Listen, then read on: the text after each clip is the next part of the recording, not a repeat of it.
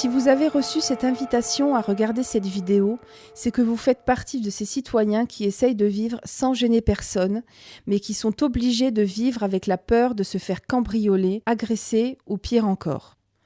Mais ne comptez pas sur la justice pour vous défendre. Depuis des années maintenant, les tribunaux français se montrent de plus en plus laxistes à l'égard des voyous et de plus en plus intraitables avec les gens comme vous et moi. Et c'est pourquoi des citoyens se sont organisés pour réagir. Ils ont créé l'Institut pour la justice. L'objectif de l'Institut pour la justice est de rééquilibrer la balance de la justice dans notre pays. C'est une initiative complètement nouvelle et porteuse d'un immense espoir pour vous, vos enfants et vos petits-enfants. Bonjour, je suis Laurence Havel, secrétaire nationale de l'Institut pour la justice. Nous sommes un groupe de citoyens qui avons décidé de consacrer notre vie à lutter contre les dérives les plus révoltantes de la justice en France. Peut-être connaissez-vous notre association par les interviews que nous donnons régulièrement au journal Le Figaro, La Croix, La Voix du Nord ou ailleurs. Peut-être nous avez-vous vu ce mois-ci au journal de 20h de France 2 ou entendu sur Europe 1 ou France Info. Ou peut-être, tout simplement, recevez-vous chez vous ou par Internet une des nombreuses publications de l'Institut pour la justice. Si c'est cela, alors vous savez toute l'énergie que nous mettons avec l'équipe et les membres de l'association à convaincre les élus et les décideurs de réformer la justice en France. Car vous savez que les autorités sont implacables avec vous lorsque, par exemple, vous n'avez pas mis votre ceinture de sécurité ou que vos pneus sont lisses. 135 € d'amende par pneu. Mais en même temps, elles sont d'une indulgence choquante avec les véritables délinquants. Rodéo de voitures volées, outrage à la police, tag, caillassage de bus, cambriolage et parfois même agression.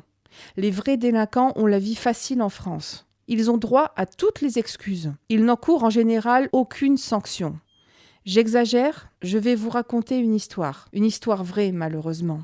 Le 12 août 2010, des policiers décident d'interpeller des trafiquants de drogue qui agissent au grand jour dans la cité des Tarterets, dans l'Essonne. Mais voilà que 60 jeunes surgissent des immeubles alentours. Ils ont la tête dissimulée par des capuchons et sont armés de barres de fer. C'est un guet-apens. L'un d'eux, un colosse, empoigne un policier, lui arrache son casque et l'immobilise au sol. Aidé par plusieurs complices, il essaye de tuer le malheureux policier à coups de marteau sur la tête. Le policier n'a que le temps de se protéger avec ses mains. Grièvement blessé, il est miraculeusement sauvé par des collègues. Les coupables sont arrêtés et déférés devant le juge. 5 jours plus tard, le verdict tombe. Le juge a décidé de tous les remettre en liberté. L'un des agresseurs en est pourtant à sa 10e condamnation en justice. Voilà ce que risquent aujourd'hui des jeunes qui essayent de tuer des policiers. Et les conséquences de ce laxisme sont en train de prendre des proportions angoissantes. Pour beaucoup de délinquants, attaquer les forces de l'ordre et même essayer de les tuer est devenu un jeu. C'est ainsi que, en 2010, pas moins de 1631 policiers ont été agressés et blessés dans la seule agglomération parisienne. Information publiée par le journal Le Figaro du 1er mars 2011. Dimanche 15 novembre 2010, à 3h du matin, une bande de 15 jeunes attaque le commissariat de Châlons-en-Champagne pour libérer leur ami Samir B, qui venait d'être placé en garde à vue. Journal L'Union, 16 novembre 2010. Les policiers se barricadent à l'intérieur, mais les jeunes parviennent à pénétrer dans le commissariat en cassant une porte de service. Ils se mettent à tout saccager. Les policiers, qui n'ont le droit de se servir de leurs armes qu'en cas de danger de mort, essayent tout de même de les repousser avec des balles en caoutchouc. En revanche, ils n'arrêtent aucun assaillant. Ceux-ci rentrent donc tranquillement chez eux. Mais le plus incroyable reste à venir. Le lendemain, 2 d'entre eux reviennent au commissariat pour porter plainte contre la police. C'est inimaginable, mais c'est comme ça que ça se passe aujourd'hui dans notre pays. Mais attention, ne vous risquez pas à faire un 10e de ce que se permettent les délinquants. En tant que citoyen honnête, vous n'avez pas le droit à l'erreur. Au moindre faux pas, vous recevez des lettres recommandées, des amendes, des mises en demeure. Les autorités n'hésiteront pas à se saisir de vous pour une simple erreur dans votre déclaration d'impôt ou un excès de vitesse de 6 km/h sur une autoroute vide. Les multirécidivistes, eux, ne sont pas concernés. La plupart ne payent pas d'impôt de toute façon. Et lorsqu'ils commettent de vrais délits, ce n'est pas grave. S'ils se font arrêter, on les emmène au commissariat, on prend leur identité et on les relâche. Y compris quand la justice finit par les condamner à de la prison ferme. Car chaque année, 30 000 peines de prison sont inexécutées faute de place. Le pire, c'est que notre justice va jusqu'à prendre le parti des voyous contre ceux qui ont le cran de réagir. Vous avez sans doute entendu parler de René Galinier.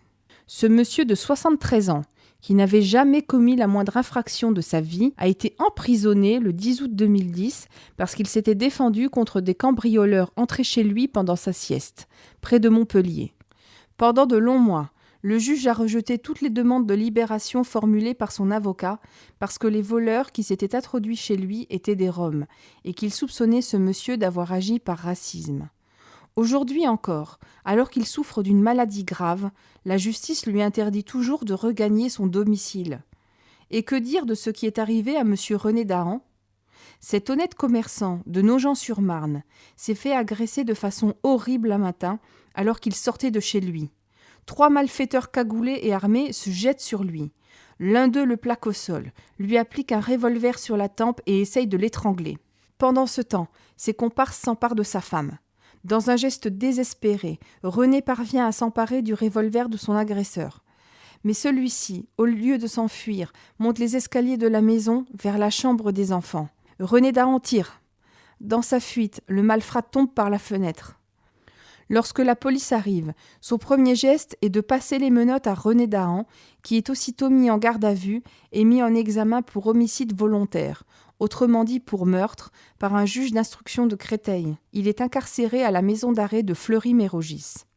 Le 29 octobre 2009, la presse a annoncé que la légitime défense n'avait pas été retenue par le juge d'instruction, qui a renvoyé René Dahan devant la cour d'assises comme le plus vulgaire des violeurs et des assassins. On dirait que la justice n'arrive plus à faire la différence entre les coupables et les victimes. Mais il y a encore plus grave. Il faut savoir que, aujourd'hui, la justice n'hésite plus à mettre en danger la sécurité la plus élémentaire des citoyens. Le 6 décembre dernier, un pédophile de 48 ans, condamné 13 fois, est libéré dans le Pas-de-Calais à l'issue d'une peine de prison. La police, ses victimes, ses codétenus, tout le monde savait qu'il allait recommencer. Le préfet du Pas-de-Calais décide d'avertir les policiers du secteur de la dangerosité extrême de cet individu. En urgence, il supplie les autorités de le faire hospitaliser. Mais rien n'y fait. Nos lois les ont empêchés de prendre la moindre disposition contre le pédophile au motif que la perversité n'est pas une maladie. Il n'a fallu que quelques jours pour que l'inévitable se produise. 2 fois. Le 5 février 2011, le pédophile est à nouveau arrêté. Il a fait 2 nouvelles victimes entre-temps à Arras, agression présumée, bien entendu. Mais si je vous raconte tout cela, ce n'est pas pour vous désespérer. Au contraire, le but de ce message est de vous dire que vous avez une occasion d'agir aujourd'hui contre ces dérives de la justice française qui restent totalement impunies. Notre association, l'Institut pour la justice, agit auprès des citoyens, de la classe politique et des médias pour créer un puissant mouvement d'opinion avec un seul objectif: que la justice fasse ce pourquoi elle existe, défendre les citoyens innocents et arrêter de favoriser les criminels. Dans de nombreuses banlieues, la police reçoit des consignes pour ne pas réagir face à de nombreux délinquants. À Grenoble, au moment des émeutes de l'été dernier, des voyous ont menacé publiquement les policiers et leurs familles de représailles avec menace de mort. Qu'a décidé le ministre de l'Intérieur, Brice Hortefeux ? Il a décidé de muter les policiers dans d'autres régions et de laisser faire les voyous. C'est pourquoi l'Institut pour la justice a mis sur pied un programme d'action vraiment efficace pour changer cela. Et il est important que tous les citoyens responsables comme vous participent. Nous ne devons plus accepter de nous faire traiter en citoyens de seconde zone sous prétexte que nous ne brûlons pas les voitures. Il est insupportable que les autorités vous poursuivent sans pitié si elles découvrent que vous employez une repasseuse à domicile non déclaré, alors qu'elles ne feront rien contre des personnes qui menacent et agressent physiquement des innocents. Il est impossible à une personne isolée de changer le système judiciaire. Mais si nous nous mettons tous ensemble, nous pouvons organiser la résistance. Selon le journal Le Figaro, l'action de notre association est déjà parvenue à obliger les pouvoirs publics à réagir. Les fondateurs de l'Institut pour la justice, IPJ, une toute nouvelle association de citoyens, a vu pour la première fois une partie de ses idées validées. Garde des Sceaux et députés ont écarté les récidivistes de la loi pénitentiaire augmentant les aménagements de peine. C'était l'objectif de l'association qui les avait inondés, via ses sympathisants, de petites cartes de protestation pour obtenir cette nouvelle version du texte. Le Figaro, 23 septembre 2009. C'est pourquoi les membres de l'Institut pour la justice se sont cotisés pour créer cette vidéo sur Internet et un site Internet spécial avec un référendum sur les réformes qui pourraient passer immédiatement. Notre but est de provoquer une immense vague de participation à ce référendum, à laquelle des millions de citoyens pourront prendre part. Je vous indique immédiatement comment participer, puis faire participer votre entourage et faire une différence pour que cesse cette situation insupportable. Mais avant, je veux que vous soyez convaincus qu'il s'agit du meilleur et peut-être du seul moyen de combattre le laxisme dont bénéficient les délinquants dans notre pays et les vexations que subissent les citoyens honnêtes. Seule la participation et le soutien d'un très grand nombre de citoyens comme vous peut donner à notre référendum une légitimité démocratique. Les résultats seront adressés aux médias, aux parlementaires, au gouvernement et à la présidence de la République. Ils nous ont déjà reçus, mais nous voulons pouvoir revenir avec 500 000, 1 million ou même, si c'est possible, 5 millions de référendums. De plus, et c'est vraiment très important, je vous demande de faire un don à notre association après avoir rempli votre référendum. En effet, il est impossible pour nous d'obtenir des résultats concrets sans un intense travail qui nécessite des moyens humains et matériels. Travail de recherche et de publication. Nous devons payer des juristes, des experts qui travaillent sur nos sujets, analysent les problèmes, produisent des chiffres et des statistiques utiles pour faire des propositions de réforme efficaces au pouvoir public. Notre étude sur le coût du crime et de la délinquance, qui avait fait la une des journaux en mai dernier, est aujourd'hui citée comme référence dans les rapports parlementaires. Travail de relations presse. Pour faire passer nos idées, pour créer un débat public, il est indispensable de mener un intense travail auprès des journalistes afin qu'ils citent nos travaux, donnent la parole à nos experts, reprennent nos idées dans leurs articles. En 2010, notre porte-parole, le criminologue Xavier Bébin, a fait plus de 20 interventions majeures dans les médias. Ce travail, pour être efficace, doit absolument être mené par des professionnels. Travail de mobilisation de l'opinion publique. Nous organisons des campagnes de pétition à l'échelle de tout le pays à chaque scandale majeur. C'est nous, par exemple, qui avons réuni les 300 000 signatures contre les violeurs récidivistes suite à l'assassinat de Laetitia à Nantes par un multirécidiviste en février 2011. Travail d'information des élus. Afin d'aider au vote de nouvelles lois plus équilibrées, nous assurons une présence permanente auprès des législateurs. Organisation de groupes de travail, colloques et assemblées, comme le grand colloque du 1er février 2011 à l'Assemblée nationale qui a réuni plus de 300 personnes, dont les plus grands experts actuels des questions judiciaires et de nombreux décideurs politiques influents sur le droit des victimes. Et nous devons bien entendu financer toute la logistique indispensable à un mouvement d'envergure nationale comme l'Institut pour la justice. Bureau, téléphone, secrétariat, site internet. Tout cela, nous le faisons sans aucune subvention publique, ni aide d'aucune grande entreprise, quelle qu'elle soit. Et c'est pourquoi je me permets de vous demander à vous, citoyens responsables, de contribuer selon ce que vous jugerez raisonnable à notre mouvement.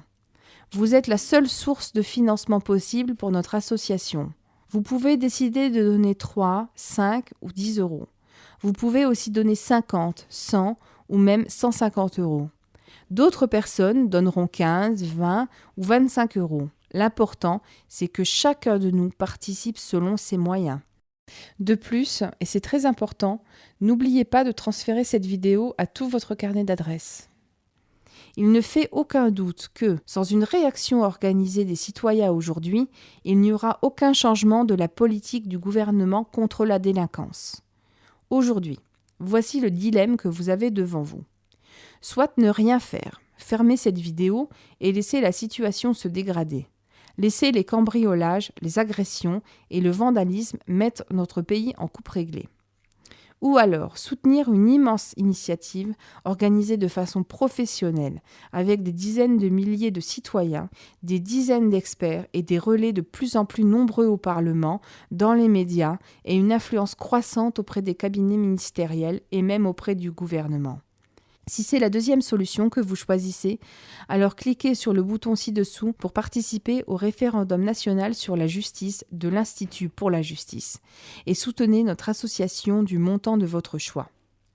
Après avoir rempli votre référendum, vous serez redirigé vers une page internet entièrement sécurisée où vous pourrez faire un don à l'association du montant de votre choix grâce à votre carte bleue.